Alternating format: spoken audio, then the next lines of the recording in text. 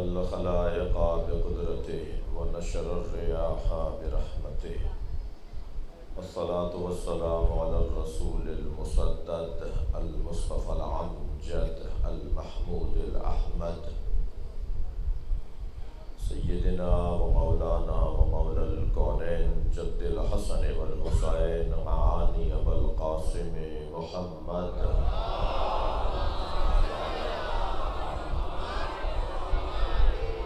وآله الطيبين الطاهرين المعصومين الذين قال الله إنما يريد الله ليذهب عنكم الرجس أهل البيت ويطهركم تطهيرا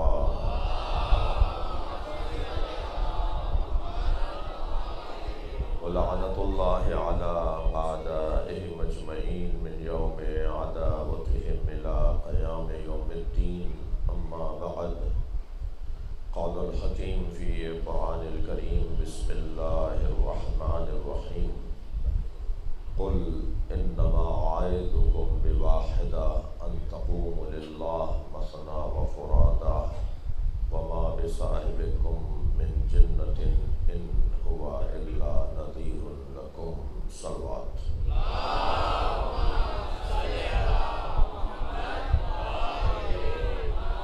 حاضرین مجلس اور بانی مجلس کی حاجات کی برابری کے لیے بلند تر صلوات.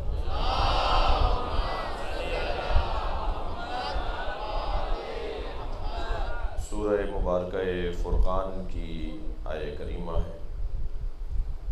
اللہ اپنے اس کلام میں اپنے حبیب سے کہہ رہا ہے کہ تم اپنے امتیوں سے کہہ دو کہ میں اللہ تمہیں ایک نصیحت کر رہا ہوں. آیات تو قرآن مجید میں 6000 سے زیادہ ہیں اور ہر آیت میں نصیحت ہے. میرا اور آپ کا کلام فضول ہو سکتا ہے مگر اللہ کا ایک من واو اور فے بھی فضول نہیں. اللہ کے کلام میں ایک زیر اور زبر بھی بیجا نہیں ہے. اللہ کے کلام میں کوئی ایک کلمہ بھی عبث اور بیکار نہیں ہے. اس کے ایک ایک حرف کا ایک ایک پیغام ہے. یہ اللہ کا کلام ہے، میرا اور آپ کا نہیں ہے کہ جو آئندہ ٹھیک کر لیں گے. اس اللہ کے کلام کے لیے قرآن پکار کے کہہ رہا ہے لا ریب فیہ، اس میں کوئی شک نہیں ہے. اگر کوئی قرآن پر شک کرے نا تو آپ اس پر شک کریں. جو قرآن پر ہی شک کر رہا ہو پھر اسی پر شک کیا جائے گا. تو خالق کا کلام ہے، یہ کوئی معمولی کلام تو ہے نہیں، عام وجود کا کلام تو ہے نہیں. ہر آیت میں اللہ نے ایک نصیحت رکھی ہے اور ایسی ایسی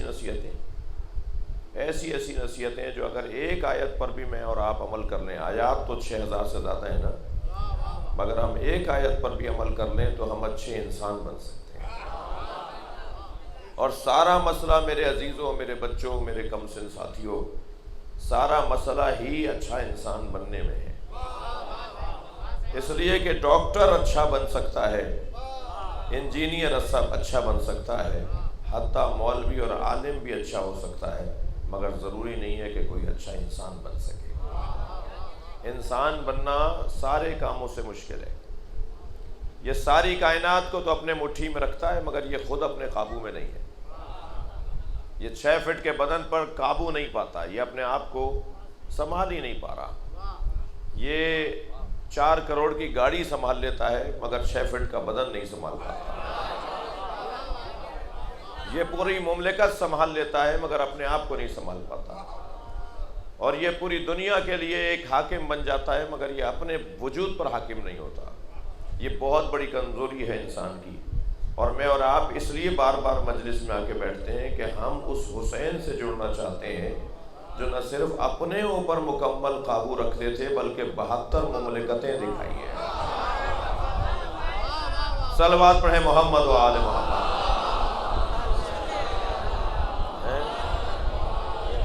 یہ کربلا کے 72 شہید نہیں ہیں، یہ 72 مملکتیں ہیں حسین کی.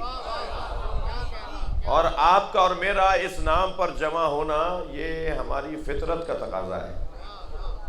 اگر چھوٹے بچے کو پتا ہو نا یہاں ٹافی رکھی ہے تو وہیں گھومتا پھرتا رہے گا، کبھی یہاں کے کھڑا ہوگا کبھی وہاں کے کھڑا ہوگا، اور انتظار کر رہا ہوگا کہ ابا دے دیں اماں دے دیں، اس لیے کہ اسے پتا ہے اس کے مطلب کی چیز یہاں ہے۔ یہ جو ہم مجلس کا نام سن کے بھاگتے ہوئے آتے ہیں نا، ہمیں پتا ہے کہ یہاں حسین مل رہا ہے، یہ ہماری فطرت۔ صلوات پڑھیں ذرا محمد و آل محمد۔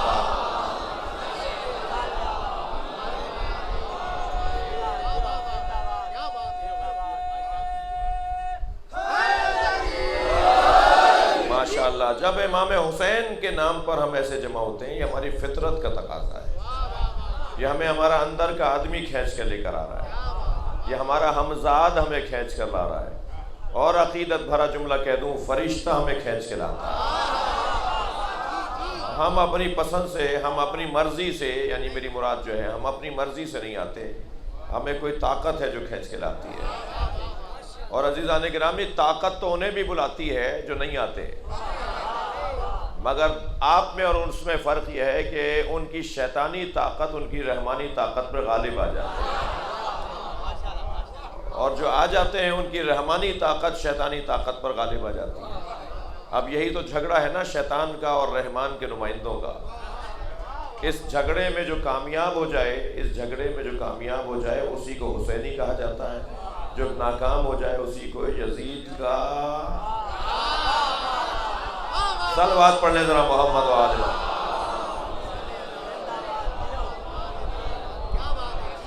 بات آگے بڑھے تو قرآن کی ہر آیت ایک نصیحت ہے، اور میں آپ سے گزارش کروں گا، آپ میری بات مان رہے ہیں، جوان آج کا میری بات مان رہا ہے، یہ میرے لیے عزت ہے میری، اور مجھے آپ جوانوں سے بھی بڑا پیار ہے، اور یہ ایک بہت بڑا کرم ہے پروردگار عالم کا، اور بزرگ مجھے دعا دے رہے ہیں۔ کچھ آیتوں کو فریم بنوائیے، کچھ آیتوں کو اپنے علاقے کے اندر کوئی خوش خطی خطاط اگر ہو نا تو اس خطاط سے کہیے کہ اسے لکھ کر دے دے، بہت خوبصورت سا وہ لکھے، سجا کر لکھے اسے، پھر اس کو فریم کروائیے، اور پھر اپنے ڈرائنگ روم میں اور ایسی جگہ جہاں سے آپ کا آنا جانا زیادہ ہوتا ہے، گھر میں ایک کامن جگہ ہوتی ہے نا جہاں سب لوگ بیٹھتے ہیں، سب جگہ آتے جاتے ہیں، ایک کامن جگہ ہے، ایک مشترکہ جگہ ہے، وہ کمرہ فلاں کا ہے اور وہ جو کمرہ ابا کا ہے، یہ مگر ایک جگہ ہے جہاں سب بیٹھتے ہیں، اس جگہ پر اسے فریم کروا کے لگوائیں۔ مثلا سورہ مبارکہ تکویر کی آیت فَأَيْنَ تَذْهَبُونَ، پوری آیت ہے، یہ آیت کا بیچ کا درمیانی حصہ بھی نہیں، مکمل آیت ہے۔ فَأَيْنَ تَذْهَبُونَ، اللہ پوچھ رہا ہے کہاں جا رہے ہو؟ ابھی اگر کوئی بچہ اٹھ کے جا رہا ہو مثال، اور میں اسے ایک دم پوچھو بیٹا کہاں جا رہے ہو، تو اسے فوراً جواب دینا ہے نا۔ مثلا کہے گا پانی پینے جا رہا ہوں، مثلا کہے گا میرے گھر سے فون آ گیا ہے میں جا رہا ہوں، مثلا کہے گا جی میرا وقت آپ دیر سے آئے مولانا، مجھے تو اس وقت میں جانا تھا جس وقت میں آپ آئیں، لہٰذا میں جا رہا ہوں، کوئی تو جواب دے گا نا، ٹھیک ہے۔ مثلا اگر وہ یہاں سے اٹھ رہا ہو اور وہ میں ایک دم پوچھ رہا ہوں اسے بیٹا کہاں جا رہے ہو، اور وہ یہ کہے کہ مروان کے نام پر جلسہ ہو رہا ہے اس میں جا رہا ہوں،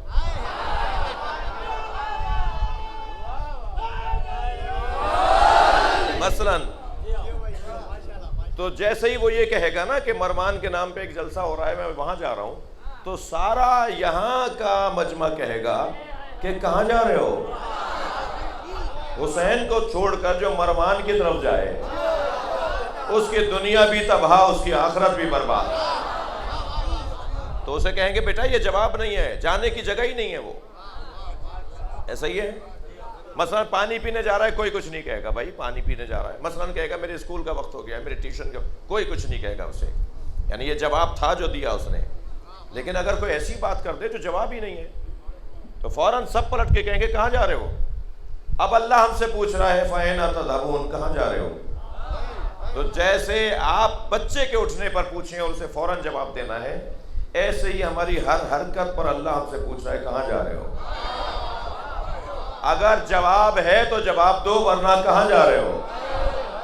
اگر کہیں گناہ کے لیے جا رہے ہو، اگر کسی کو تنگ کرنے کے لیے جا رہے ہو، اگر کسی کی دل آزاری کے لیے جا رہے ہیں تو جواب نہیں ہے نا، اور جب جواب نہیں ہے تو کیوں جا رہے ہیں؟ جواب ہے تو جائیں، ورنہ جواب نہیں ہے تو کیوں جا رہے ہیں؟ یہ ایک آیت ہمارے اوپر ہمارے مزاجوں کو بدل دے گی۔ میرے عقب میں کچھ بینر لگے ہوئے ہیں، مثلاً یہاں اسیران شام ایک بینر کے اوپر لکھا ہوا ہے، مثلاً یہاں پر فرض کیجئے شہادت شریکت الحسین ثانیہ زہرا لکھا، السلام علیکہ یا با، یہ نہ چاہتے ہوئے بھی آپ نے پڑھ لیا نا۔ یہ آپ نے مثلاً کوئی اگر ایسی جگہ پر یہ بینر لکھا ہوا ہو جو امام حسین کو سلام کرنے کا قائل ہی نہیں ہے، یہ آپ کا بینر اس سے سلام کروا دے گا۔ اب سمجھ میں آیا کہ علم انہیں برا کیوں لگتا ہے؟ یہ اذانوں میں علی ولی اللہ انہیں برا کیوں لگتا ہے؟ جب آپ علی ولی اللہ کی اذانیں بلند کرتے ہیں وہ مانتے نہیں ہیں مگر سنتے ضرور ہیں۔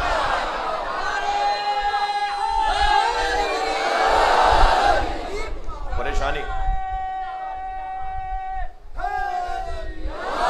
بلند تر صلوات محمد و آل محمد۔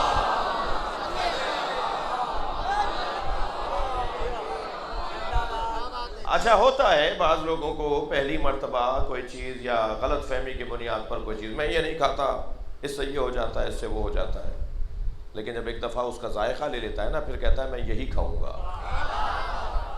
یہ جو آپ اذانوں میں علی ولی اللہ خلیفتہ بلا فصل وسیع رسول اللہ خلیفتہ بلا فصل کہتے ہیں، یہ جو آپ علم لگا کر مولا حسین کی طرف توجہ دلاتے ہیں، یہ جو آپ بینر پر سلام اور درود لکھ کر آپ توجہ دلاتے ہیں، یہ آپ در حقیقت ذائقہ بحال کر رہے ہیں، آپ ٹیسٹ بحال کر رہے ہیں۔ ذائقہ ایک دن میں نہیں بنتا میرے عزیزو۔ میرے اپنے بچپن میں مجلسوں میں جو آج پوری پاکستان میں ہمارے امام بارگاہ ہیں، جی میری 48 سال عمر ہو رہی ہے، میرے اپنے بچپن میں ہمارے امام بارگاہ بڑے بڑے لگتے تھے، آج ہمارے وہی امام بارگاہ چھوٹے لگتے ہیں۔ اس لیے نہیں کہ میں بڑا ہو گیا ہوں، اس لیے نہیں کہ دیواریں کم کر دی ہیں، اس لیے کہ اس میں مجمع زیادہ آ رہا ہے، آہستہ آہستہ ذائقہ بحال ہو رہا ہے، آہستہ آہستہ ٹیسٹ بحال ہو رہا ہے۔ جیسے منہ کا ذائقہ بنانے کے لیے 4-6 دفعہ کھانا کھلانا پڑتا ہے، ایسے ہی روح کا ذائقہ بنانے کے لیے بار بار مجلس کرنا پڑے گی۔ جب آپ بار بار مجلس کریں گے، بار بار حسین مولا کا ذکر کریں گے تو کچھ لوگوں کا ذائقہ بنے گا، اور جب ذائقہ بن جائے گا، میں جانتا ہوں کتنی بڑی تعداد میں جن کے دادا مجلس نہیں کرتے تھے، حتیٰ جن کے ابا مجلس نہیں کرتے تھے، آج ان کا پوتا، آج ان کا بیٹا سب سے زیادہ مجلس کرتا ہے۔ بڑی تعداد میں لوگوں کو ہم جانتے ہیں۔ یہ کیا ہوا ہے؟ یہ ذائقہ بنا ہے۔ دیکھیے میرے بدن کو غذا کی ضرورت ہے۔ فرض کیجئے کہ صبح 9 بجے اگر ناشتہ کرتا ہوں اور 11 بج جائے ناشتہ نہ ملے تو بے چینی ہوتی ہے نا۔ بہت سیدھی اور سادی بچوں کے لیے بات کر رہا ہوں۔ میرے بدن کی غذا کا ایک وقت ہے، اگر اس وقت پر مجھے کھانا نہ ملے، ناشتہ نہ ملے، میں آپ کی اپنی بات کر رہا ہوں، تو ہم بے چین ہونے لگتے ہیں۔ کوئی اگر نہ پہنچا رہا ہو تو خود اٹھ کے فریج تک چلے جاتے ہیں، کوئی اگر نہ دے رہا ہو یا نہ ہو دینے والا تو ہم خود چلے جاتے ہیں کہ انڈا تل لیں، کوئی روٹی پکا لیں۔ صحیح ہے، یعنی وہ بھوک ہمیں آمادہ کر رہی ہوتی ہے کہ آ نہیں رہا، کھانا نہیں آ رہا تو تم چلے جاؤ۔ ایسے ہی عزیزان گرامی ہماری روح کو بھی بھوک لگتی ہے، جیسے ہمارے بدن کو بھوک لگتی ہے نا، اس کے لیے تو ہم نے ٹائمنگ بنائی ہوئی ہے، اس لیے کہ یہ بچے کا بدن ہے، وہ جوان کا بدن ہے، وہ بزرگ کا بدن ہے، وہ بوڑھے کا بدن ہے۔ بدن تو چھوٹا بڑا ہوتا ہے، بدن تو بچے کا، جوان کا اور بوڑھے کا ہوتا ہے، مگر روح بچے کی، جوان کی اور بوڑھے کی نہیں ہوتی۔ بدن تو مذکر کا اور مؤنث کا ہوتا ہے کہ وہ عورت کا بدن ہے، یہ مرد کا بدن ہے، مگر روح مؤنث اور مذکر نہیں ہوتی۔ روح لمبی اور چھوٹی نہیں ہوتی، بدن لمبا اور چھوٹا ہو جاتا ہے کہ یہ اتنا سا تھا جب دنیا میں آیا تھا، 3 بالش کا بھی نہیں تھا جی، اور آج 6 فٹ کا ہے، تو یہ بدن لمبا ہو گیا، بڑا ہو گیا، مگر روح لمبی اور چھوٹی نہیں ہوتی۔ ہمارے بدن کو غذا کی ضرورت ہے، جب بھوک لگتی ہے تو ہمارا بدن روٹی کی طرف جاتا ہے یا روٹی اس کے قریب آتی ہے، کوئی لا کے دے دیتا ہے۔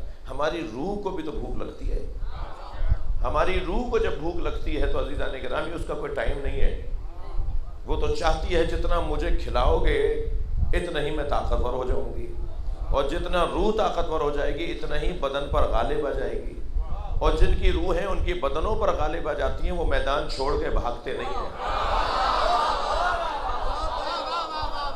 ان کا بدن اگر نحیف اور ناتوان بھی ہونا، ان کا بدن اگر ہاتھ پیر کانپ بھی رہے ہوں، ان کا بدن اگر کمزور بھی ہو اور روح اگر ان کی طاقتور اور مضبوط ہو، تو کانپتے ہوئے ہاتھ سے اگر لکھے گا نا سلمان رشدی واجب القتل ہے، تو کوئی دنیا اسے اپنے ہاں بلانے کو تیار نہیں ہوگی۔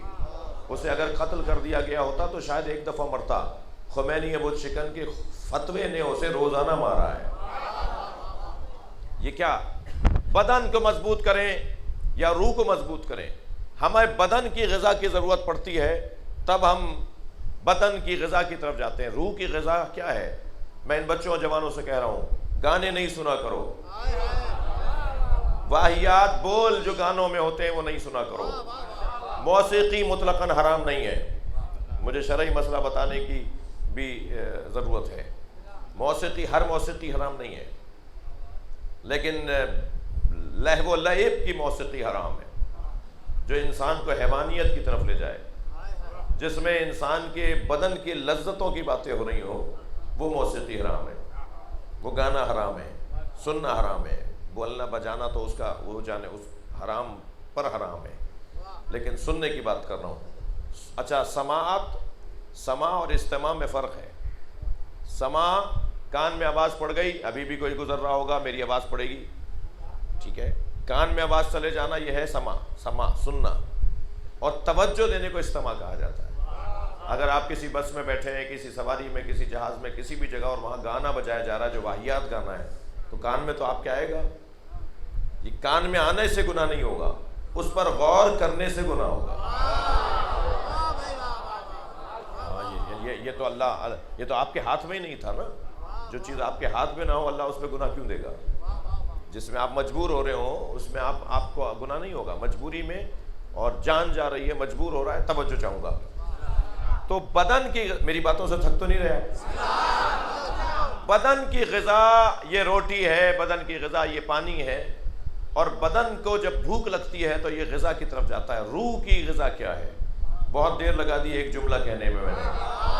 روح کی غذا اللہ، رسول اللہ اور حسین کا ذکر ہے۔ صلوات پڑھے محمد و آل محمد۔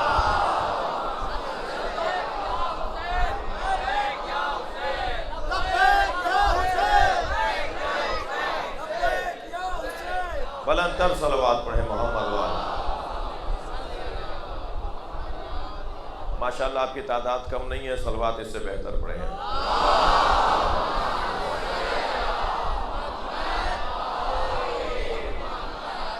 امام اس وقت میں اور آپ روح کو غذا فراہم کر رہے ہیں، اور جتنا اچھا مولانا کا خطاب ہوگا، جتنا اچھا ذاکر کا خطاب ہوگا، اتنی ہی روح کو اچھی غذا ملے گی۔ اور روح کو مضبوط بنانا، عزیزان گرامی، میں پھر تھوڑی سی دیر 2-4 جملے روح کے اوپر کہنا چاہوں گا۔ روح کو مضبوط بنانے کا مطلب کیا ہے؟ یعنی آپ آفس میں بیٹھے ہیں تو چھوٹی چھوٹی ایشوز پر اور پریشانیوں پر کرسی چھوڑ کے بھاگنے والا وہ نہیں ہے کہ جو روح کی جس کی مضبوط ہو۔ جس کی روح مضبوط ہوتی ہے وہ چھوٹی چھوٹی باتوں پہ کرسی چھوڑ کے بھاگتا نہیں ہے۔ میٹنگ سے واک آؤٹ کر کے بھاگنے والا وہ نہیں ہوتا کہ جس کی روح مضبوط ہو۔ میدانوں سے بھاگنے والا وہ نہیں ہوتا جس کی روح مضبوط ہو۔ ایشو آیا ہے، مسئلہ آیا ہے، کوئی مسئلہ سامنے آیا ہے، کوئی مشکل سامنے آئی ہے، اس کے لیے حل نکالو، میدان چھوڑ کے نہیں جاؤ۔ ان بچوں اور جوانوں سے کہہ رہا ہوں، اللہ نے تمہیں جوانی عطا کی ہے، اس دور میں تشریف رکھیے، اس دور میں فضول اوقات اپنے گزارو نہیں، بلکہ تعلیم کی طرف توجہ دو۔ اور میں صاحبان حیثیت سے کہوں گا کہ اللہ نے آپ کو اگر پیسہ دیا ہے تو کم سے کم 5 بچے، اور زیادہ سے زیادہ جتنی آپ کو توفیق ہو، اپنے علاقے میں ڈھونڈیے جن کے والدین بچوں کو اچھا پڑھا نہیں سکتے۔ جو ٹھیلے لگانے والے کا بچہ ہے، جو جوتیاں بنانے والے کا بچہ ہے، جو مکینک کا بچہ ہے، وہ اپنے بچے کو ڈاکٹر نہیں بنا سکتا، مگر آپ اگر صدقہ جاریہ کے طور پر طے کر لیں کہ مجھے 2 بچوں کو اعلیٰ تعلیم دلوانی ہے، یہ ایک بچہ ککڑی بیچنے والے کے ہاں جب ڈاکٹر بن جائے گا نا تو پورا خاندان ترقی کرتا چلا جائے گا۔ اور وہ پیسہ بھی بے نام حسین دیجئے تاکہ یہ تعلیم حاصل کرنے کے بعد مجلسوں سے بھاگے نہیں، یہ حسین سے جڑا رہے۔ توجہ چاہوں گا، نصیحت قرآن مجید میں بہت ہیں، اللہ نے بہت سی نصیحتیں کی ہیں، جیسے میں نے ایک مثال آپ کو دی، مگر اس آیت میں کہہ رہا ہے کہ 6000 سے زیادہ آیتوں کے بعد کہہ رہا ہے کہ میں تمہیں صرف ایک نصیحت کرتا ہوں۔ وہ یہ نہیں کہہ رہا ہے اس آیت میں ایک نصیحت کرتا ہوں، بس میری نصیحت ہی ایک ہے، قل، اے میرے حبیب کہہ دیجئے، انما اعظکم بواحدہ، میں اللہ تمہیں ایک نصیحت کرتا ہوں، ایک نصیحت کرتا ہوں، ان تقوموا للہ، اس ایک نصیحت کے لیے قیام کرو۔ میں تمہیں ایک بات کر رہا ہوں، بس میری بات ہی ایک ہے، میں اللہ تم سے بس ایک بات کر رہا ہوں، ان تقوموا للہ، کہ اس کے لیے قیام کرو، مثنا، اجتماعی طور پر مل کر، وفرادا، مثنا وفرادا، مل کر یا اکیلے رہ کر، وما بصاحبکم من جنہ، اور یہ جو میری ایک نصیحت تمہیں میرا نبی پہنچا رہا ہے، صاحب کہا ہے اللہ نے نبی کو، ہمارے نبی کو ہمارا صاحب کہا ہے۔ جی ہم اپنے علاقے کے بڑے کو کہتے ہیں نا صاحب آ رہے ہیں، جی آفیسر کو کہتے ہیں صاحب آ رہا ہے۔ کون ہے صاحب؟ صاحب کر کے بات کرتے ہیں۔ کائنات کا صاحب اگر اللہ نے کسی کو بنایا تو اسے محمد کہتے ہیں۔ وما بصاحبکم من جنہ، اور تمہارا صاحب مجنون نہیں ہے۔ اچھا آپ بعض کام ایسے کرتے ہیں جو بعض لوگوں کو جنون لگتا ہے، بعض لوگوں کو پاگل پن لگتا ہے۔ ارے بھائی میرپور خاص کا 1000 ایکڑ کا زمیندار حلقے میں قمیض اتار کے ماتم کر رہا تھا، پاگل ہے یہ جی۔ ارے بھائی وہ فیکٹری کا مالک 8 محرم کا جب جلوس نکلا تو وہ ذوالجنہ کی بات پکڑ کر نکلا، اتنا بڑا آدمی، پاگل ہے یہ۔ ہاں الحمدللہ حسین کے نام پر وہ ہو جاتے ہیں جو تم سمجھ رہے ہو۔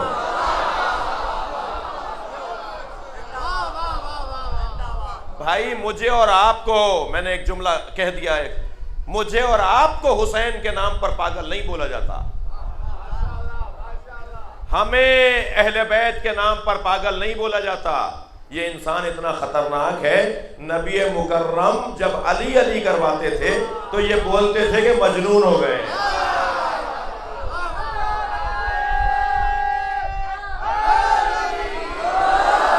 ہر جگہ علی کی بات،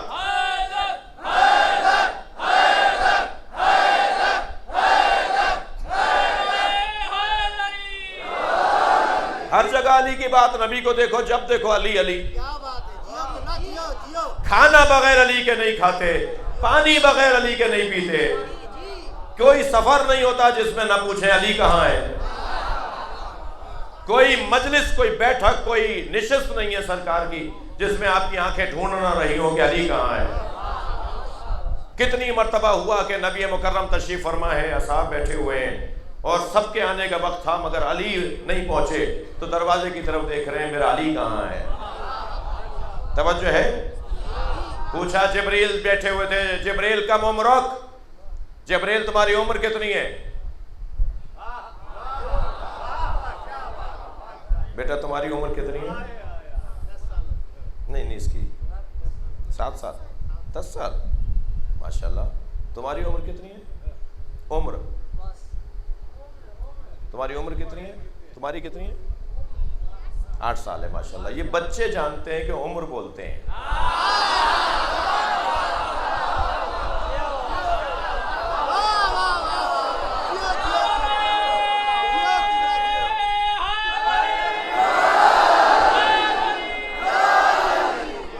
جو ہمارے بچوں سے مقابلہ نہ کر پائے وہ پوری پاکستان میں ایک جماعت لیے پھر رہا ہے۔ صلوات پڑھ حضرت محمد و آل محمد۔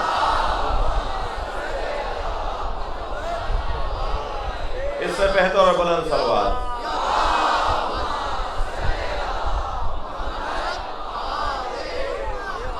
نبی کی انجمن جب بھی سجتی تھی، سرکار جب بھی تشریف فرما ہوتے تھے، وہ انجمن بغیر علی کے مکمل نہیں ہے۔ ہر بات میں نبی کی زندگی میں علی۔ نبی کی رحلت کے بعد ایک شخص آیا اور کہا کہ نبی کی رحلت کے بعد ایک شخص آیا اور کہا کہ مجھے نبی نے کہا تھا جب میرے گاؤں آئے تھے تو مجھے کہا تھا کہ جب تم مدینے آؤ گے تو میں اپنے ہاتھوں سے کھجوریں کھلاؤں گا. اب میں مدینے آیا ہوں مگر نبی نہیں ہے.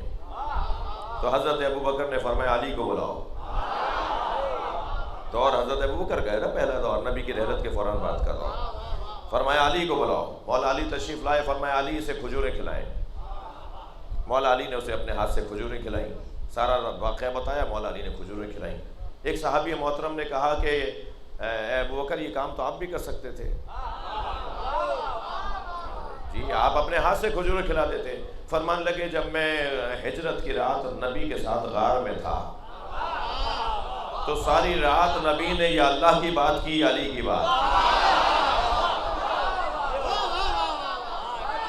اور جو علی کی بات نبی نے مجھ سے کی اس میں ایک بات یہ کی کہ اِنَّ کَفَائی وَکَفَا عَلِيٍّ سوا. نبی نے فرمایا کہ میرا ہاتھ اور علی کا ہاتھ ایک جیسا ہے. کبھی ایسا نہیں ہوا. اور یہ عشق مولا علی کا بھی نبی کے ساتھ ایسے ہی تھا. یعنی علی بھی عاشق نبی تھکے تو نہیں ہے اور نبی بھی عاشق علی. ایک صحابی محترم نے آ کر کہا یا رسول اللہ کوئی راز کی بات بتائیں، کوئی راز عطا کریں. حضرت نے فرمایا حجرے میں چلے جاؤ. جب حجرے میں گئے تو کیا دیکھا؟ سجدے میں علی ہے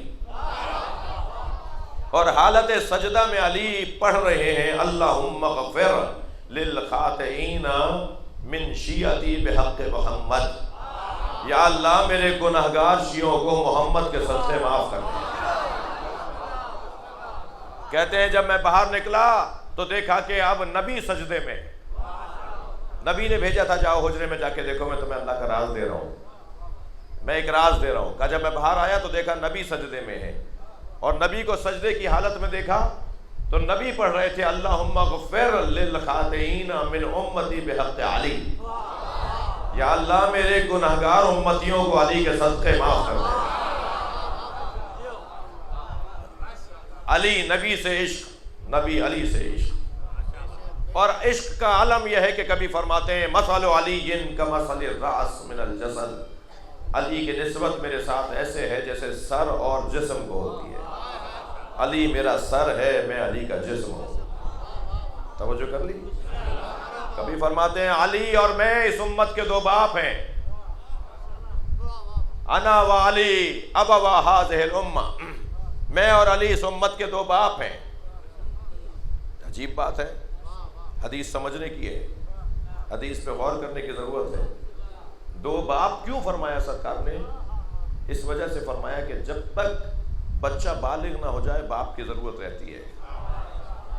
امت مصطفیٰ بالغ جب ہوگی جب علی کا دور مکمل ہوگا. کیسے چھپے لوگوں سے لڑا جاتا ہے، کیسے کھلے لوگوں سے لڑا جاتا ہے. علی کی زندگی بتائے گی کہ کیسے منافقوں سے لڑا جاتا ہے اور کیسے مومنوں سے پیار کیا جاتا ہے اور کیسے مشرکوں سے لڑا جاتا ہے. جی آئیڈیل زندگی، مثالی زندگی. توجہ ہے. اور ایک سبب یہ بھی ہے کہ ہم جب نکاح پڑھاتے ہیں مولوی حضرات تو دلہن سے اجازت لیتے ہیں اور صیغہ پڑھنے سے پہلے دلہن کے والد سے بھی پوچھتے ہیں کہ آپ کی اجازت ہے. اگر باپ اجازت نہ دے تو محتاط علماء نکاح نہیں پڑھاتے. کبھی ایسا نہیں ہوا کہ باپ اجازت نہ دے رہا ہو اور کسی کی آواز آ جائے مولانا اگر ابا اجازت نہیں دے رہے تو کیا بات ہے، اس کی اماں سے پوچھ لیں. ماں کے پیروں کے نیچے جنت ضرور ہے مگر ماں ولی نہیں ہے. دادا ولی ہوتا ہے،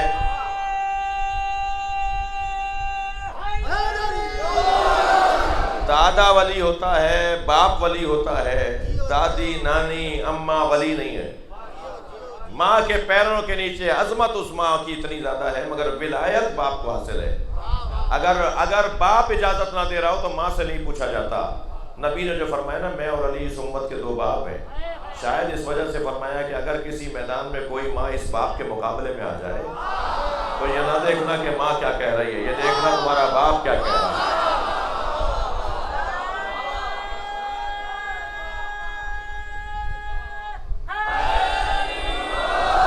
خبردار اہل سنت کے مقدسات کی توہین کرنا حرام ہے. یہ فقہائے امامیہ کا فتویٰ ہے. یہ مراجع تقلید شیعہ کا فتویٰ ہے، یہ علماء شیعہ پاکستان کا حکم ہے کہ مقدسات اہل سنت کی توہین کرنا حرام ہے۔ اہل سنت جنہیں اپنا مقدس مانتے ہیں ان کی توہین کرنا حرام ہے، مگر عزیزان گرامی اہل سنت ہی طے کریں گے کہ مقدس ان کے کون ہیں، وہ طے کریں گے اور ہم ان کی توہین نہیں کریں گے، مگر طے وہ کریں گے کون مقدس ہے۔ سب بالاتفاق طے کر لیں جن شخصیتوں پر ان کا اتفاق ہے ان کی توہین کرنا حرام ہے، اور جن پر ان کا اتفاق نہیں ہے ان کے بارے میں ہم اپنا خیال رکھتے ہیں۔ اور ایک بات، دوسری بات یہ، توجہ، دوسری بات یہ کہ اہل سنت کے مقدسات کی توہین کرنا حرام ہے، مگر ہم فدق پڑھیں گے، ہم ولایت علی کی تبلیغ کریں گے، ہم عظمت مولائے کائنات کو بیان کریں گے۔ یہ ایک علیحدہ بات ہے۔ کوئی کہے صاحب آپ نے ایک جگہ کہا تھا کہ مقدسات اہل سنت کی توہین کرنا حرام ہے، تو آپ فدق کیوں پڑھ رہے ہیں؟ میں نہیں پڑھوں گا تو کیا ہندو نہیں پڑھے گا؟ میں نہیں پڑھوں گا تو کیا عیسائی نہیں پڑھے گا؟ یہ تاریخ ہے، احادیث پر مشتمل مواد ہے، یہ پڑھنا ہے، مگر زبان اچھی ہو، لہجہ میرا سمجھانے کا ہو، مطلب میرا سمجھانا ہو۔ سمجھانے والے اور ہوتے ہیں، چڑھانے والے اور ہوتے ہیں۔ اب آپ کا لہجہ بھی اچھا تھا، آپ کا انداز بھی اچھا تھا، پھر بھی اگر کوئی چڑھ رہا ہے تو وہ بیمار ہے۔ آپ کا لہجہ بہت اچھا تھا، آپ کا انداز بہت پیارا تھا، پھر بھی اگر کوئی الجھ رہا ہے، چڑھ رہا ہے، تو یہ اب آپ کا مسئلہ نہیں ہے۔ بھائی اس سے زیادہ اور اچھے انداز سے کیا بیان ہوتا، مگر وہ چڑھ رہا ہے، خواہ مخواہ چڑھ رہا ہے، وہ اپنے وجود سے ہی نفرت کرتا ہے، اس کو جینا ہی نہیں آتا۔ تو ہم مقدسات اہل سنت کی توہین کو حرام سمجھتے ہیں، مگر اہل بیت کی عظمت کو بیان کرنا ہمارے اوپر واجب اور لازم ہے۔ دوسرا نقطہ، تیسری بات، جن مقدسات اہل سنت کی توہین کرنا ہم حرام سمجھتے ہیں انہیں آئیڈیل نہیں مانتے ہم۔ یہ دو علیحدہ باتیں ہیں، یہ دو علیحدہ باتیں ہیں۔ ہم مقدسات اہل سنت کی توہین کو حرام سمجھتے ہیں، مگر وہ ہمارے نزدیک آئیڈیل نہیں ہے۔ جی وہ ہمارے نزدیک آئیڈیل نہیں ہے، ہمارے نزدیک آئیڈیل علی ہے۔ ممکن ہے کوئی کہے مولانا دونوں کو مان لیجئے، تو ہم کہیں گے دونوں میں لڑائی نہ ہوئی ہوتی تو مان لیتے۔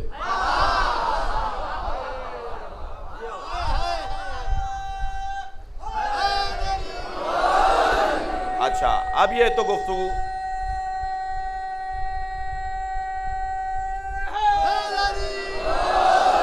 اب یہ گفتگو ہو گئی بہت روشن۔ ممکن ہے کوئی کہے مولانا کیا آپ پرانی باتیں اور کیا باتیں کر رہے تھے، کیوں ہم یہ والی باتیں ہم کیوں کر رہے ہیں؟ اس کی وجہ یہ ہے کہ نبی اپنے بعد جو نظام چھوڑ کر گئے ہیں وہ قرآن اور اہل بیت کا چھوڑ کر گئے ہیں۔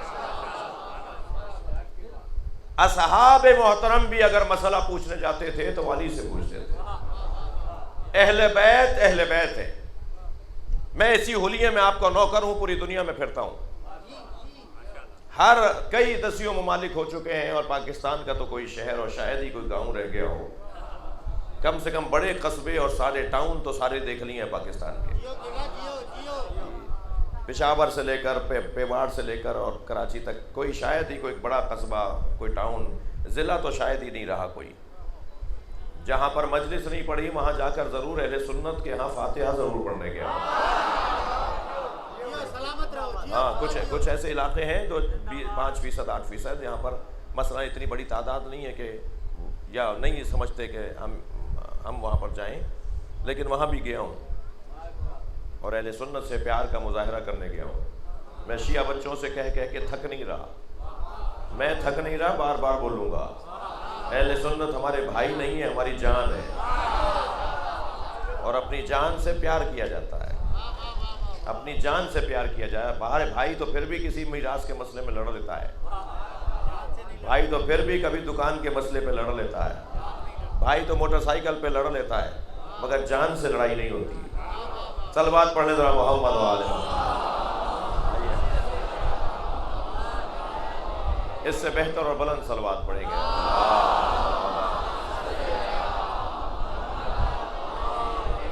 آپ کی تعداد بہت زیادہ ہے، اس سے بہتر صلوات ہوگی۔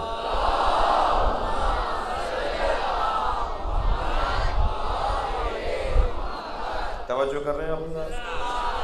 میں میرپور خاص کے شیعہ بچوں کو ہوم ورک دے کے جا رہا ہوں، اور ہوم ورک یہ ہے سال بھر کرنا ہے یہ کام، ایک دفعہ کر کے نہیں چھوڑ رکنا، بار بار کرنا ہے، سال بھر کرنا ہے۔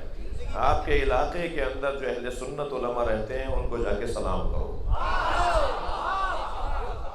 آپ کے علاقے کے اندر 4 دوست 5 دوست پتہ کر لو کہ کہاں کون رہتا ہے، پھر اس اہل سنت کے علماء کے یہاں، آپ کے یہاں میرپور خاص میں مٹھائی کون سی بنتی ہے؟ کوئی مخصوص اگر مٹھائی بنتی ہے اس کو پیکٹ بنواؤ، پھولوں کا گلدستہ بنواؤ۔ جی ادھر ادھر کھڑے ہو کر تم بہت سارے پیسے خرچ کر دیتے ہو، ان پیسوں کی میں ضمانت دیتا ہوں اللہ ڈبل کر کے لوٹائے گا۔ جی مل کے 4-6 دوست مل کر کوئی گلدستہ بنواؤ، کوئی مٹھائی کا ڈبہ بنواؤ، اور پھر اہل سنت عالم کے دروازے پہ جا کے کہو کہ ہم شیعہ لڑکے آپس میں آپ کو سلام کرنے آئے ہیں، ہماری طرف سے یہ ہدیہ قبول کر لیں۔ اچھا پھر دیکھ کر بات کیجیے گا، ممکن ہے ان میں سے کوئی کہے کہ جی نیاز میں نہیں کھاتا، تو آپ ان سے کہیے گا نیاز نہیں لے کر آئے، ہم آپ کے لیے ہدیہ لے کر آئے، اور خدا نہ خواستہ اگر واپس کر دے وہ ہوگا بھی 10 میں سے کوئی ایک ہو سکتا ہے وہ، اس لیے آپ کو تیار کر رہا ہوں۔ وہ جو ایک اگر 10 میں سے ایک کہنا جی میں تمہارے پہ چیز نہیں لیتا تو ناراض نہیں ہونا پھر دوسری دفعہ سنی دوستوں کو ساتھ لے جانا۔ دیکھیے ہوم ورک دے رہا ہوں، ہوم ورک تو ٹیچر بتاتا ہے نا کہ تمہیں کیا کیا لکھنا ہے، کیا کیا کرنا ہے۔ اب اسی عالم کے پاس اپنے 4 سنی دوستوں کو لے جانا تاکہ وہ سنی دوست اس کو سمجھائیں کہ مولانا شیعہ دوست ہے، آپ کو ہدیہ دے رہا ہے، تحفہ دے رہا ہے، کسی لیبارٹری میں چیک کروا لیں، اس میں زہر نہیں ہے، یہ محبت کے علاوہ کچھ اور نہیں ہے۔ ایک ہوم ورک یہ ہے کہ آپ علاقے کے 1 سال میں سارے علماء اہل تسنن، چاہے اہل تسنن، صحیح تلفظ ہے تسنن، اہل تسنن، اہل سنت کے تمام مسالک کے علماء کو جا کے سلام کریں گے۔ وہ آپ کو کہیں گے تم مشرک ہو، وہ آپ کو کہیں گے تم کافر ہو، وہ آپ کو کہیں گے تم فلاں ہو، تو ایسے ہی سن کے آ جانا جیسے تم ماتم کرتے ہو۔ چپتے ہوئے جملہ سننا بھی حسین کے نام کا ماتم ہے۔ یہ جو آپ کو برا بھلا کہا جاتا ہے نا، یہ بھی حسین کا ماتم ہے، اور ماتم یعنی حسین کی بارگاہ میں عاجزی، ماتم یعنی امام حسین کی بارگاہ میں انکساری۔ جی ماتم حلقے میں لگ کے بھی وہی کرتا ہے جو متکبر نہیں ہوتا۔ ہمارے بڑے لوگوں نے حلقے میں ماتم کرنا چھوڑ دیا ہے۔ جی 16ویں گریڈ میں بھرتی ہوئے تھے، اب 19ویں گریڈ میں آ گئے، جیسے جیسے گریڈ بڑھتا گیا انہوں نے حلقہ ماتم چھوڑنا شروع کر دیا۔ پہلے یہ جلوس میں ننگے پیر چلتے تھے، اب یہ سر پہ تولیہ ڈال کے چلتے ہیں۔ پہلے یہ حلقے میں کھڑے ہو کے ماتم کرتے تھے، اب یہ برابر میں کھڑے ہو کے سینے پہ ہاتھ رکھ کے کھڑے ہو جاتے ہیں۔ ایسے پیسے پہ لعنت ہو جو حسین سے دور کر دے۔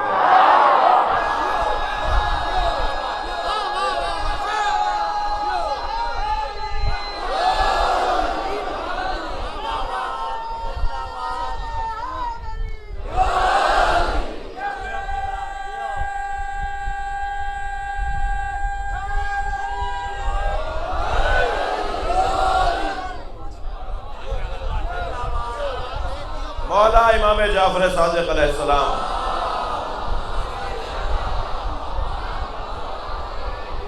آپ کا ایک چاہنے والا، آپ کا ایک محب جو روزانہ امام کو سلام کرنے آتا تھا، امام کی خدمت میں آ کے کہتا ہے مولا میں فلاں کاروبار کرنا چاہتا ہوں، استخارہ دیکھیں۔ امام نے استخارہ دیکھا، استخارہ اچھا نہیں آیا، امام نے فرمایا یہ کام نہیں کرو۔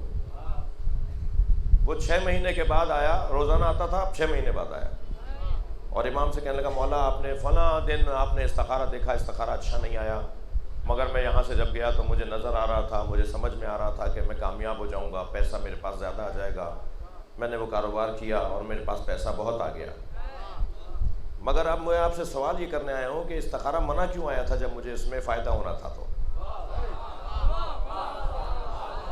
جب میرے پاس پیسہ آنا تھا، جب میرے پاس دولت آنی تھی، تو استخارہ منع کیوں آیا تھا؟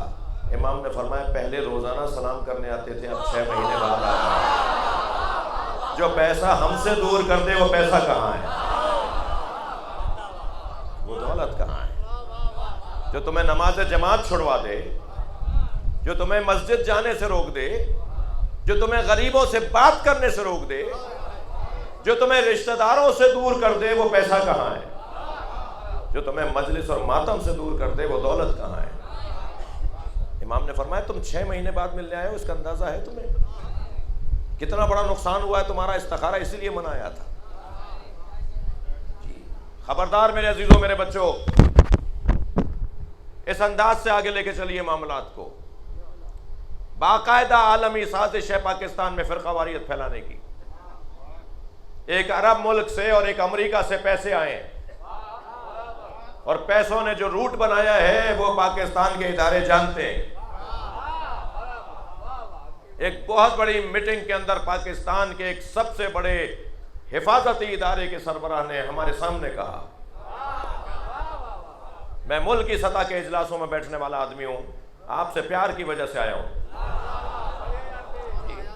ایک بڑی سطح کے اجلاس میں ملکی سطح کے سربراہ ہے، ایک ملکی سطح کے ادارے کے فوجی سربراہی ادارے کے ایک سربراہ نے سب کے سامنے کہا کہ پیسہ آیا ہے فرقہ واریت پھیلانے کے لیے، اور کہنے لگے ہمیں یہ بھی پتا ہے کہ اس نے روٹ کیا بنایا ہے، وہ پیسہ کہاں کہاں گیا ہے۔ یہ کبھی کراچی میں 1 سال پہلے کہا فلاں کراچی تیرے باپ کا نہیں ہے، یہ شایان شان ہے کسی عالم کے لیے؟ تم 2,000 طالب علموں کو مدرسوں میں لے کے بیٹھے ہوئے ہو پڑھانے کے لیے، تم یہ پڑھا رہے ہو بچوں کو؟ پرسنل ہو رہے ہو، ذاتیات پر اتر رہے ہو۔ اگر سندھ حکومت نے، وزیر اعلیٰ صاحب نے، مثال کے طور پر سیکرٹری سندھ نے، ہوم سیکرٹری سندھ نے اور چیف سیکرٹری سندھ نے اگر کسی یا گورنر نے کہیں ہمارا احترام کیا تو تم کہہ رہے ہو شیعہ کا احترام ہوتا ہے تو سنی کا بھی ہوگا؟ ہم نے تو کبھی نہیں پوچھا کہ وزیر اعظم ہمیشہ سنی کیوں ہوتا ہے، ہم نے تو کبھی نہیں پوچھا کہ صدر ہمیشہ سنی کیوں ہوتا ہے، آرمی چیف ہمیشہ سنی کیوں ہوتا ہے۔ کیوں پوچھیں ہم بھائی؟ غلط سوال ہے۔ ہم تو یہ پوچھیں گے کہ لائق کیوں نہیں ہوتا، صدر اور وزیر اعظم لائق کیوں نہیں ہوتا؟ ہم تو اگر پوچھتے ہیں تو یہ پوچھتے ہیں کہ میرٹ پر بات ہونی چاہیے۔ ہم فرقوں کی بنیاد پر نہیں پوچھتے کہ وزیر اعلیٰ سندھ کا ہمیشہ سنی کیوں ہوتا ہے، ہمیشہ قائم علی شاہ کیوں، ہمیشہ مراد علی شاہ کیوں؟ نہیں، اگر قابل ہے تو انہی کو ہونا چاہیے، قابل وزیروں کو ہونا چاہیے۔ ہم مسلکوں کی بنیاد پہ سوال ہی، تم ہمیں سکھا رہے ہو کہ ہمیں یہ سوال کرنے چاہیے۔ اس طرح کی باتیں کر کر 25 وزیر ہوتے ہیں وفاقی کابینہ کے اندر، 23 وزیر اگر سنی ہو تو تمہیں کچھ نہیں، ہمیں کچھ نہیں، اور ایک وزیر شیعہ ہو جاتا ہے تو تم پریشان ہو جاتے ہو۔ یہ کیوں کر رہے ہو ایسا؟ یہ پاکستان ایک سنی نے سوچا تھا، ایک شیعہ نے بنایا تھا۔ علامہ اقبال سنی، قائد اعظم شیعہ۔ خبردار، نہ یہ سارے سنیوں کا ہے نہ سارے شیعوں کا ہے، یہ ہم سب کا ہے۔ یہاں اقلیتوں کے بھی حقوق ہیں۔ میں علی کے دروازے پر بیٹھا ہوں، تنگ نظر علی والا نہیں ہوتا۔ ہم اس وقت علی مولا کے نام پہ یہاں جمع ہیں، چھوٹے دماغ والا علی والا نہیں ہوتا۔ ہمیں ہندو برادری سے بھی پیار کرنا ہے، ہمیں مسیحی برادری سے بھی پیار کرنا ہے۔ میں 2 دن پہلے ملتان میں خطاب کر رہا تھا، میں نے یہی جملے کہے کہ ہمیں مسیحیوں سے بھی پیار کرنا ہے، ہمیں ہندوؤں سے بھی پیار کرنا ہے۔ تو آپ سنیں گے چند لوگ کھڑے ہو گئے جو مسیحی تھے، کہنے لگے ہم ماتم کرنے آئے اور مسیحی ہیں۔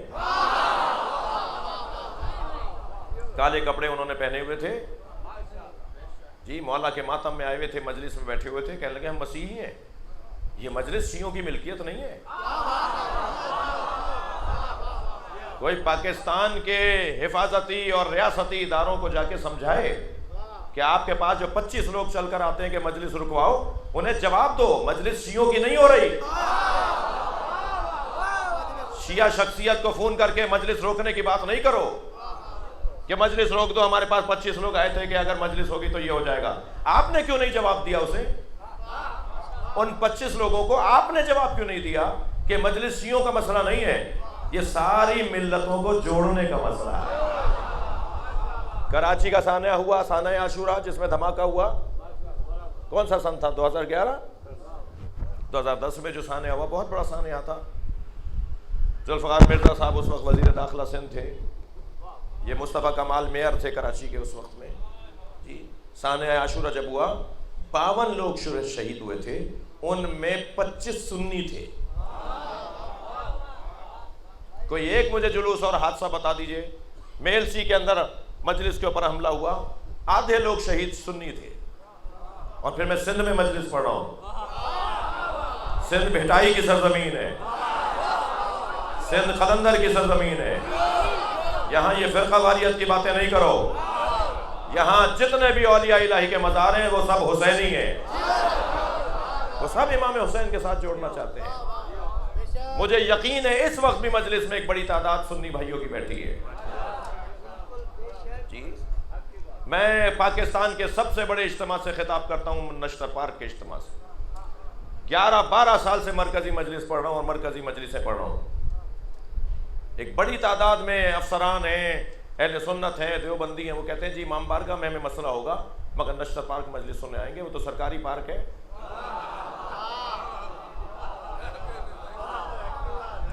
وہاں تو ہر جماعت کا جلسہ ہوتا ہے، وہ جلسوں کے لیے ہی بنایا گیا ہے. تو وہاں ہمارا عشرے کے لیے سن 1947 سے عشرہ ہو رہا ہے. وہاں جب سے پاکستان بنا، جہانگیر پارک کے اندر پہلی سال ہوا 48 سے یا 49 سے، پھر نشتر پارک شفٹ ہو گیا. تو اس کو تو 70 سال سے زیادہ اس مجلس کو ہوتے ہو گیا. تو کوئی بھی آ سکتا ہے نا. یہ تنگ نظری کی باتیں، ایک سال پہلے کہا کہ فلاں کراچی تیرے باپ کا، یہ کیا باتیں کر رہے ہو؟ کیوں کر رہے ہو ایسا؟ تنگ نظری، تعصب نہیں. ہم سب رہتے ہیں. جو کہتا مولانا طارق جمیل سے میری ملاقات، مولانا کو بھی برا کہہ رہے ہیں، مجھے بھی برا کہہ رہے ہیں.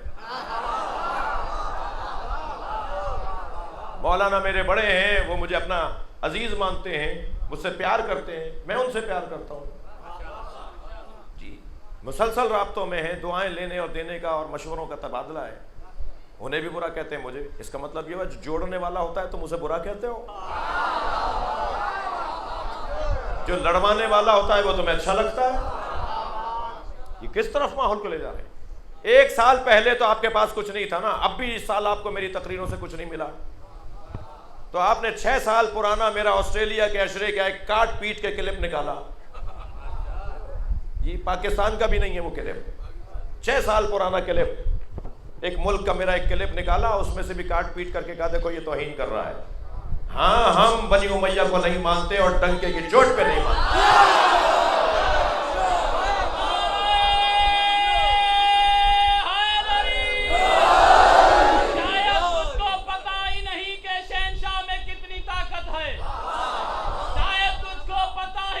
حسین میں کتنی طاقت ہے، کتنی طاقت ہے. اس لیے تیرے دل میں بغض، کینہ اور عداوت ہے. قسم ہے کبریا کی، قسم ہے کبریا کی، کچھ نہ ہونے دیں گے شہنشاہ کو، کیونکہ شہنشاہ ہمارے پاس حسین کی امانت ہے.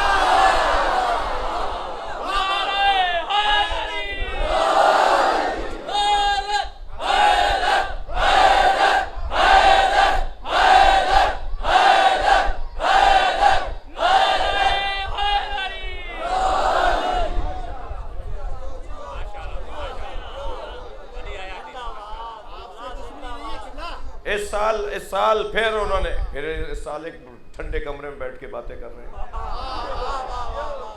کہہ رہے ہیں یہ صبح وہاں جاتا ہے، شام وہاں جاتا ہے. میرا وطن ہے، میرے آبا و اجداد نے بنایا ہے. ہماری جہاں مرضی ہوگی جائیں گے. صبح بھاولپور ہوتا ہے، شام کو حیدرآباد ہوتا ہے. پریشانی یہ ہو رہی ہے کہ صبح وہاں ہوتا ہے، شام وہاں ہوتا ہے. جی علی 40 جگہ نظر آتے تھے. تم علی کا نوکر، جملہ تم علی کا ایک نوکر برداشت نہیں کر رہے، علی کا نواں بیٹا پوری دنیا میں موجود ہے. تم علی کا نوکر تم سے برداشت نہیں ہو رہا. اور الحمدللہ مجھے فخر ہے کہ میرے اوپر اہل بیت علی کے دشمن کو اچھا نہ کہنے پہ FIR کٹی ہے. لاہور میں نے تو کہا تھا کہ کراچی سے لاہور جاؤں گا گرفتاری دینے، اور پورے سندھ والوں سے کہوں گا کہ میں جا رہا ہوں، مجھے بارڈر تک پہنچا کے آؤ. پہلے ہم چلیں گے، مگر ختم کر دی انہوں نے خود ہی. FIR خود ختم کر دی، ابھی پرسوں جاری کیا لیٹر، کیا جی غلطی ہو گئی؟ صلوات پڑھیں ذرا محمد۔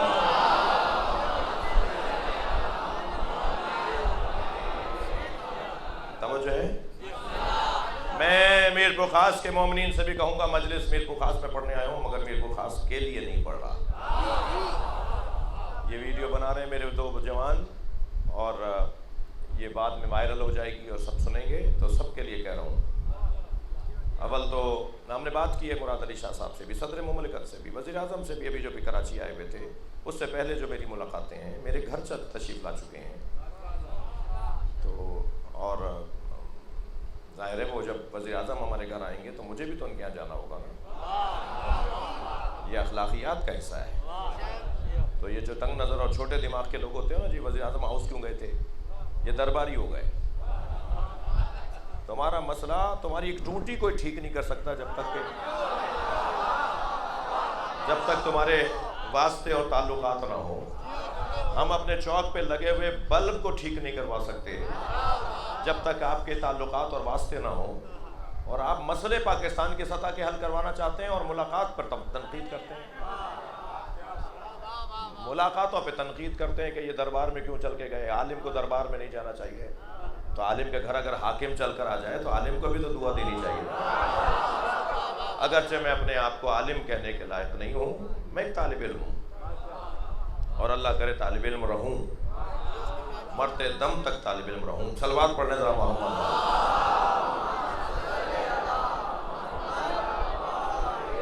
اس سے بہتر اور بلند صلوات کریں۔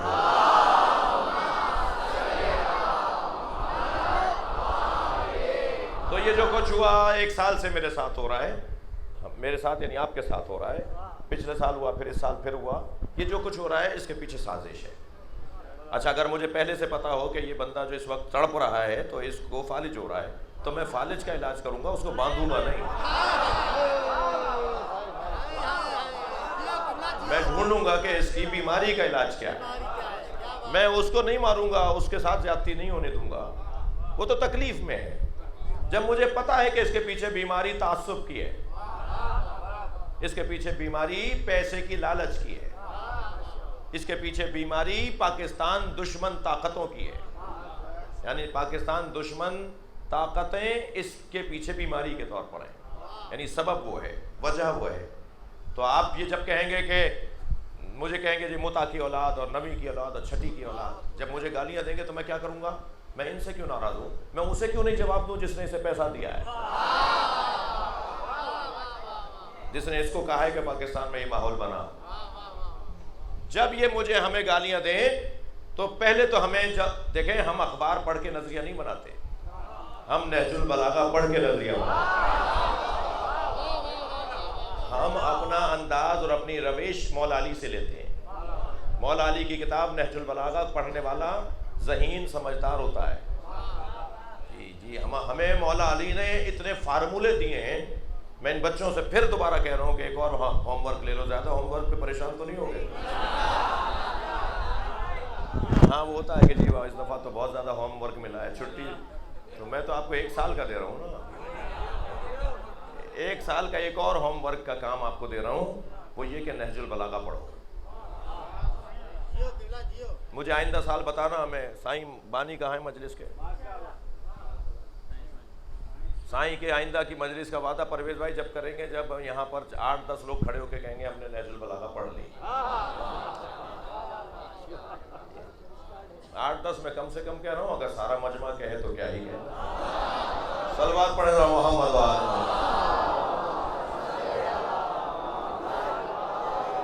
نصیحت کر دیتا ہوں آپ کو کہ پہلا خطبہ نہیں پڑھنا، پہلا خطبہ تو علماء کو ہی سمجھ میں نہیں آتا، علماء مجھے معاف کریں گے، پہلا خطبہ سمجھنے کے لیے تو مباحثہ کرنا پڑتا ہے، 4 عالم بیٹھتے ہیں تب علی سمجھ میں آتا ہے۔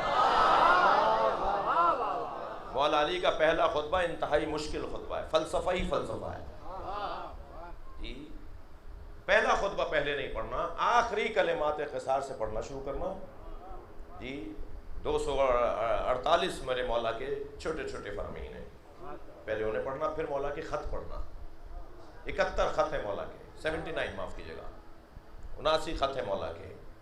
یہ پہلے خط پڑھنا پھر خود بھی پڑھنا شروع کرنا. جیسے ہم پہلے 30واں سپارہ پڑھتے ہیں نا, بچوں کو پہلے ہم 30واں سپارہ پڑھواتے ہیں پھر پہلا سپارہ, ایسے علی کو کلام بھی ہے, علی مولا کا کلام جو قرآن کی تفسیر ہے, نہج البلاغہ قرآن کی تفسیر ہے. جو علی مولا نے قرآن کو سمجھا ہے, جو اللہ کے کلام کو سمجھا ہے, اسے جب عمل کر کے دکھایا ہے تو نہج البلاغہ بنی ہے.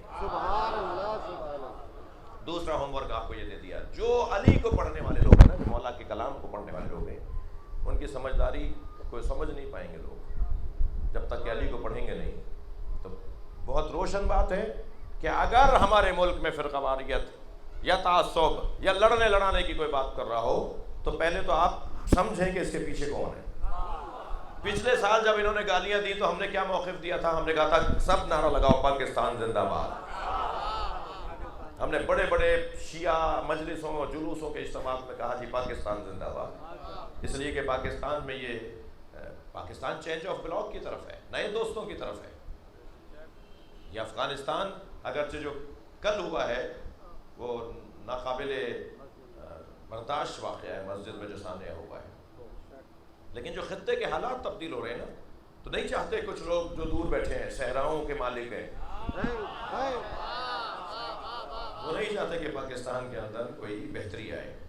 تو حالات اوپر کے کی طرف سے ہیں, اور جب ہمیں پتہ ہے کہ معاملہ وہاں سے تو پھر ہمیں سمجھداری کا مظاہرہ کرنا ہوگا. الحمدللہ بہت اچھا انداز اللہ نے ہمیں عطا کیا اور ہم یہاں تک آئے ہیں. عزاداری ہمارا قانونی, شرعی, اخلاقی, فطری حق ہے.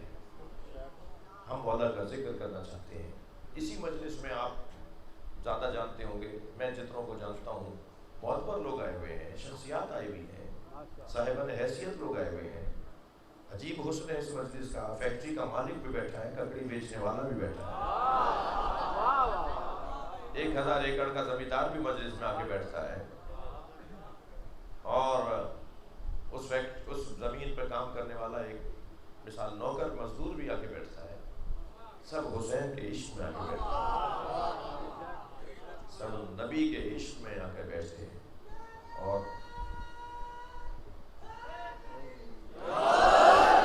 سب عقیدت کے ساتھ آ کے بیٹھتے ہیں, سب جوتیاں اتار کے بیٹھتے ہیں احترام کے ساتھ. اس شادی حال میں جب کرسیاں لگیں گی, کسی کا ولیمہ ہونا ہوگا تو کوئی جوتی اتار کے نہیں آئے گا, لیکن اب فرش بچھا ہوا ہے, حسین مولا کا ذکر ہو رہا ہے, سب جوتیاں اتار کے آئیں, عقیدتوں کے ساتھ آئیں. اور بہت ساری تعداد میں میں جانتا ہوں کہ بغیر وضو کے مجلس میں نہیں آتے, اور جتنا ہم اپنا روحانیت اپنی بڑھائیں گے اتنا ہی ہمیں یہاں سے زیادہ ملے گا. جتنی آمادگی بڑھائیں گے اتنا زیادہ عطا ہوگا. بانٹنے والا دیکھ رہا ہوتا ہے اس کو تو بات لینے کو نہیں ہے, لینے کے لیے جگہ نہیں ہے, تو اس کو اتنا ہی دیتا ہے جتنا اس کا ہاتھ ہوتا ہے. بہت سمجھدار جو لوگ ہوتے ہیں نا, وہ مانگتے وقت ہاتھ نہیں پھیلاتے, تھال پھیلاتے ہیں. جو سمجھدار مانگنے والا ہوتا ہے نا, وہ اپنے مالک کے سامنے ہاتھ نہیں پھیلاتا, وہ تھال پھیلا دیتا ہے, مالک اس میں دے دو. جس کا لینے میں دل بڑا ہو تو پھر دینے والے کا دل بڑا کیوں؟ لہذا یہاں پر ہر ایک کو اپنے حساب سے ملے گا, اور ہر ایک کو مل رہا ہے. چلیے اپنے ذہنوں کو شام لے چلیے. یہ فاتح شام جناب زینب کے دن ہے. شام فتح کر کے لوٹی ہے علی کی بیٹی. جس شام میں رسیاں باندھ کر لائے تھے, اب زینب اس شام سے جیت کر باہر جا رہی ہے, بلکہ کہہ دوں کہ یزیدیت کو رسیوں میں باندھ کر آ رہی ہے. اب قیامت تک یزیدیت اسیر رہے گی اور علی کے بچے آزاد رہیں گے. اجرکم اللہ. جب آ کر کہا نا امام سجاد نے, پھوپھی اماں یزید ہمیں رہا کر رہا ہے, فرمایا زین العابدین مجھے رہائی نہیں چاہیے. اللہ اکبر. زین العابدین میرے 3 مطالبے ہیں, میرے 3 مطالبے مانے جائیں تب میں آزادی دوں گی. جو مطالبہ منواتا ہے وہ جیتتا ہے, جو مطالبہ مانتا ہے وہ ہارتا ہے. فرمایا میرا پہلا مطالبہ یہ ہے کہ مجھے ایک گھر چاہیے جہاں میں حسین کا ماتم کروں. میرے بھائی کو مار دیا، میں اب تک رو نہیں پائی. اجرکم اللہ. میں اپنے عزیزوں سے کہوں گا، آپ سامعین سے کہوں گا، ایک مجلس صحیح، ایک نوحہ، ایک مرثیہ ہی صحیح اپنے گھر میں مجلس ضرور کیا کریں. برکت کی خاطر، رزق کی خاطر سال بھر میں ایک مرتبہ اپنے گھر میں حسین کی مجلس ضرور کیا کریں. اور اس کا ایک سبب یہ ہے کہ جن گھروں میں حسین کا ذکر ہوتا ہے وہ زینب کی آرزو گھر ہے. سیدہ ان گھروں کو پسند کرتی ہیں جناب زینب جن گھروں میں امام حسین کا ذکر ہو رہا ہوتا ہے. اجرکم اللہ. آپ کی آوازیں بلند ہیں، مجلس میں تکلف کر کے نہیں رویا کریں. فرمایا مجھے گھر چاہیے جہاں میں اپنے بھائی حسین کا ذکر کروں. پھر فرمایا میرا دوسرا مطالبہ یہ ہے کہ ہمارے تبرکات واپس کیے جائیں. اچھا عزیزانو، میں نے ایک بہت ہی مختصر جملہ کہہ دیا. سنیں گے کیا کیا لوٹا گیا؟ بیویوں کی چادریں لوٹی گئیں، بیویوں کے زیورات لوٹے گئے. مختار کے دربار میں ایک یزیدی لشکر کا سپاہی کہتا ہے کہ جب پوچھا نا مختار نے کہ تم نے کیا کیا کربلا میں، تو کہتا ہے جب خیمے لوٹ رہے تھے تو زین العابدین کے خیمے سے سب لوٹ چکا تھا، مگر وہ غشی کے عالم میں بستر پر تھے. سارا خیمے سے مال لوٹ کر لے گئے تھے. تو مجھے نظر آیا کہ زین العابدین جس بستر پہ لیٹے ہوئے وہ بستر مجھے مل جانا چاہیے. تو مجھ سے وہ اٹھے نہیں تو میں نے بستر ان کے نیچے سے کھینچ لیا. اجرکم اللہ، اجرکم اللہ. مختار جیسے آپ کی آوازیں بلند ہوئی ہیں ایسے اس جملے میں مختار چیخ مار کے روئے تھے. اجرکم اللہ، اجرکم اللہ. کربلا کے واقعات جزئیات، بعض لوگ کہتے ہیں آپ کو اتنی چھوٹی چھوٹی باتیں کتابوں میں کیسے لکھ دی گئی. یہ اقبال جرم ہے یزیدی سپاہیوں کا جو انہوں نے مختار کے دربار میں کیا ہے. کربلا کے زیادہ تر واقعات جو کتابوں میں آئے نا وہ مجرموں کا اقبال جرم ہے. میں نے یہ کیا. مختار کہتے تھے بتا دو میں تمہیں آزاد کر دوں گا. اور بعض لوگوں کو کہا کہ میں تمہیں آزاد نہیں کر سکتا، تم نے تو حسین کے سر پہ تم نے تو حسین کے سر کو نیزے پہ اٹھایا، تم نے تو حسین کا گلا کاٹا ہے، میں کیسے تمہیں آزاد کر دوں گا. تو پہلے سنتا تھا اور اس کے بعد بہت سے لوگوں کو معافیاں دیتا تھا کہ کم اس کو اب کم سزا دو، اس نے مجھے ساری باتیں بتا دی ہیں. اور کاتب سے کہتا تھا لکھتے رہو. دربار میں بیٹھا ہوا کاتب لکھتا تھا کہ میں نے یہ دیکھا، میں نے یہ کیا. سنیں گے ایک شخص کہتا ہے میں نے چاہا کہ زینب کے سر سے چادر اتارا. سب جملہ ہے.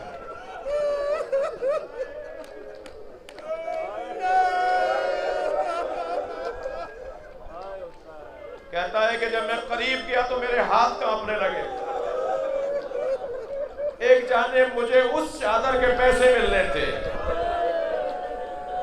دوسری جانب جس کے سر سے چادر اتار رہا تھا وہ عورت بہت بڑی تھی، وہ نبی کی بڑی نواسی، وہ علی کی بڑی بیٹی، وہ حسین کی چھوٹی بہن. تو کہتا ہے میں نے نیزے کی انی سے ان کی سر سے چادر اتاری. میں نے نیزہ بڑھایا اور میں نے ان کے سر سے چادر اتاری. بی بی فاطمہ کبرا کہتی ہیں کہ جب میرے سر پر نیزے کی انی لگے لگی، میری چادر کھینچنے کے لیے اس نے نیزہ میرے چبھویا، میرے سر پہ جب نیزے کی انی جا کے لگی تو اس چوٹ سے میں زمین پر گر گئی. جب کچھ دیر کے بعد مجھے ہوش آیا تو میں نے دیکھا میرا سر پھوپھی زینب کی گود میں. تو میں نے سر پر ہاتھ رکھ کے کہا پھوپھی اماں میری چادر اتارو. تو آواز آئی ہے فاطمہ تیری پھوپھی کے سر پہ بھی چادر نہیں. بڑے سخت مقتل کے الفاظ ہیں. نہ جانے کیسے دل کے لوگ تھے، کتنی دنیا کی محبت ان کے دلوں میں بھر گئی تھی.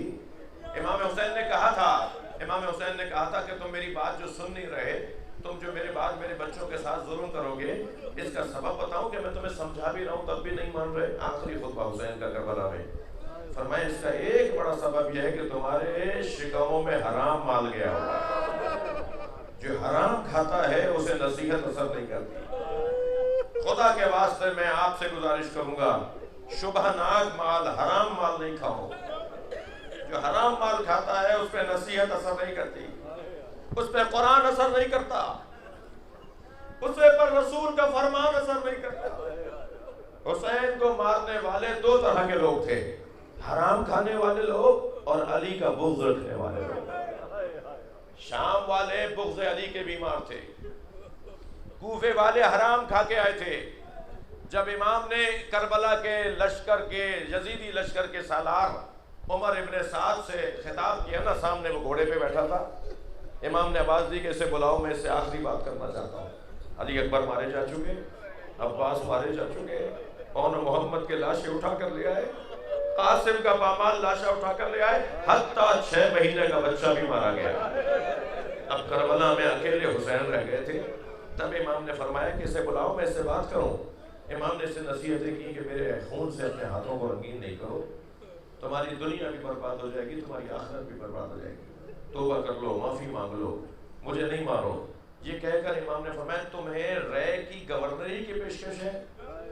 یزید نے کہا تھا کہ اگر جو حسین کو ایسے مارے گا جا کر، اسے میں رے کا گورنر بناؤں گا۔ رے پورا صوبہ جو آج تہران کا علاقہ ہے، تہران یہ مملکت کا حصہ تھا، یہ صوبہ تھا ایک، جو آج تہران ہے وہ صوبہ تھا، رے کہلاتا تھا، صوبہ رے کا صوبہ۔ آج بھی شہر رے وہاں موجود ہے، شاہ عبد العزیز کا جہاں مزار ہے وہ رے کہلاتا ہے۔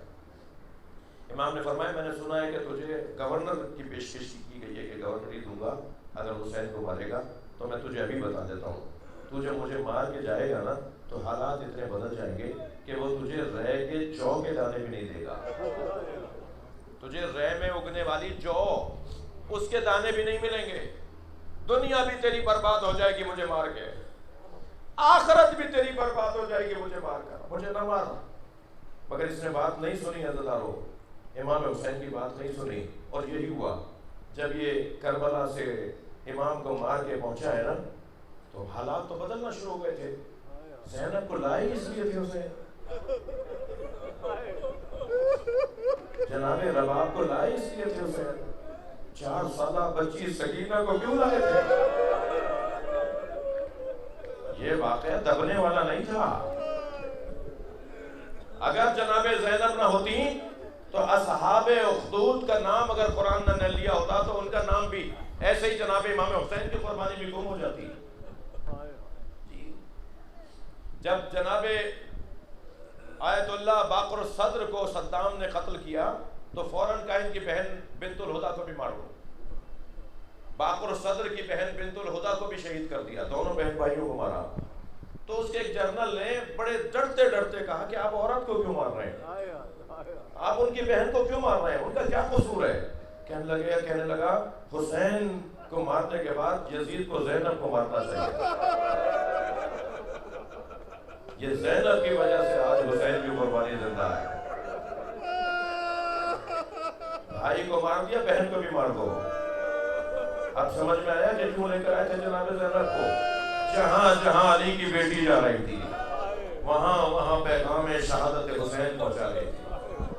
دربار، بس مجلس ختم کر رہا ہوں، دربار یزید میں جب شمر کو کہا نا شمر بتاؤ کربلا میں تم نے کیا کیا، گزارش سناؤ، رپورٹ سناؤ۔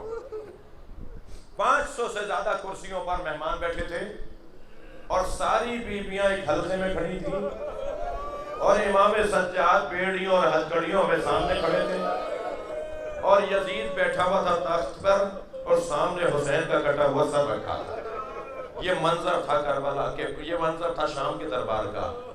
شمر کو آواز دی، شمر گزارش سناؤ کربلا میں تم نے کیا کیا ہے؟ تو شمر نے کہا ہے امیر ہم نے ان کو بھوکا مارا، پیاسا مارا، گھیر کر مارا۔ حسین نے زمین خرید لی تھی مگر قبضہ ہمارا تھا۔ حسین نے نہر کے کنارے خیمے لگائے تھے مگر ہم نے خیمے اکھڑوا دیے تھے۔ ہم نے حسین کے بچوں کو مارا، ہم نے ان سب کو مارا اور آخر میں حسین کو گھیر کے مارا۔ جیسے اس نے امام حسین کے لیے کہا نا کہ ہم نے حسین کو گھیر کے مارا، بیویوں کے حلقے سے جناب زینب کی آواز آئی، اسکت ایھا الکاذب ابن الکاذب، جناب زینب کی آواز آئی، خاموش جھوٹے اور جھوٹے کی اولاد۔ سب نے مڑ کر دیکھا یہ کون ہے؟ کہا یہ حسین کی بہن زینب ہے۔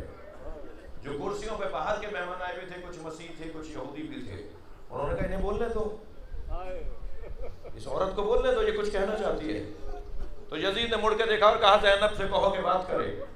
تو جناب زینب نے وہیں کھڑے ہو کے خطبہ دیا ہے۔ فرمایا یا یزید کت قیدک وجہت جہدک، بی بی زینب کے جملے سنا رہا ہوں آپ کو، اے یزید کت قیدک وجہت جہدک فوالذی شرفنا بالوحی والکتاب، اے یزید جتنی چالیں چل سکتا ہے چل لے، جتنی کوششیں کر سکتا ہے کر لے، مگر جان لے جو اللہ نے نبی کے گھرانے کو شرف دیا ہے وہ شرف تو چھین نہیں سکتا۔ جو عزت نبی کے بچوں کو اللہ نے دی ہے قرآن کے ذریعے اور وحی کے ذریعے اور فرشتوں کے ذریعے، وہ عزت تو ان سے چھین نہیں سکتا۔ تو ہاتھوں میں رسی باندھ سکتا ہے مگر عزت چھین نہیں سکتا۔ پھر یہ کہہ کر میری بیوی نے فرمایا یہ جو تیرے ہاتھ میں حکومت ہے نا، یہ حکومت نہیں ہے، یہ مہلت ہے، یہ حکومت نہیں ہے، مہلت ہے، یہ پلٹ جائے گی، تیرے خلاف ہو جائے گی، خبردار اس کی بنیاد پہ ظلم نہ کر۔ یہ کہہ کر جناب زینب نے فرمایا سن ان آخر حسین لا یترک فی الکوفہ الا وفیہا باقر و باقیہ، میرے بھائی حسین نے کوفے میں کوئی گھر نہیں چھوڑا جہاں میت نہ بھیجی ہو۔ جس سے تم کہہ رہے ہو نا پیاسا کر کے مارا، بھوکا کر کے مارا، میرے بھائی نے اس کیفیت میں اتنے جنازے گرائے ہیں کربلا میں کہ ہر گھر میں ایک میت بھیجی ہے۔ سب نے آواز دے کر کہا شیمر کیا کہہ رہی ہے یہ؟ کہنے لگا امیر یہ سچ کہہ رہی ہے، وہ دلوں پر دل باندھ کر آئے تھے، ہم حسین کا ایک دل توڑتے تھے، حسین کا دوسرا دل جوان ہو جاتا تھا، ہم ایک بچے کی وجہ سے حسین کی آنکھوں میں آنسو لے آتے تھے، حسین دوسرا جوان بھیج دیتا تھا۔ حسین دل پر دل باندھ کر آئے تھے، دل توڑ ہی نہیں پائے ہم حسین کا۔ آخری وقت میں جب ہم خنجر چلا رہے تھے تب بھی حسین کہہ رہا تھا بسم اللہ و باللہ و فی سبیل اللہ و علی ملت رسول اللہ۔ ہم حسین کے گلے پہ چاقو چلا رہے تھے، حسین اللہ کا ذکر پڑھ رہا تھا۔ ایک مرتبہ یزید نے بی بی کی طرف دیکھ کر کہا زینب بتاؤ سب سے بڑی مصیبت کیا دیکھی؟ میں یہاں مجلس مکمل کر دوں گا ذرا رو۔ کہنے لگا زینب بتاؤ تم نے سب سے بڑی مصیبت کیا دیکھی؟ شاید بی بی کہہ دیتی بھائی کی شہادت، شاید بی بی کہہ دیتی علی اکبر کی شہادت۔ کہنے لگا یزید کہنے لگا زینب بتاؤ تم نے سب سے بڑی مصیبت کیا دیکھی؟ سب سے بڑی مصیبت تم پر کیا آئی؟ میری بیوی نے بابا کے لہجے میں فرمایا زینب پر سب سے بڑی مصیبت یہ ہے تو جیسے سے بات کر رہی ہے۔ ہمیں زمانے نے کتنا گرا دیا کہ آج علی کی بیٹی یزید سے بات کر رہی ہے۔ اللہ لعنت اللہ علی قوم الظالمین۔ یا اللہ اس عبادت کو قبول فرما، رزق میں عزت میں اضافہ فرما، ہم سب کی عاقبت بخیر فرما، امام زمانہ کے ظہور میں تعجیل فرما، بانی کے رزق میں، حاضرین ذاکرین کے رزق میں اضافے کے لیے، مرحومین کی مغفرت کے لیے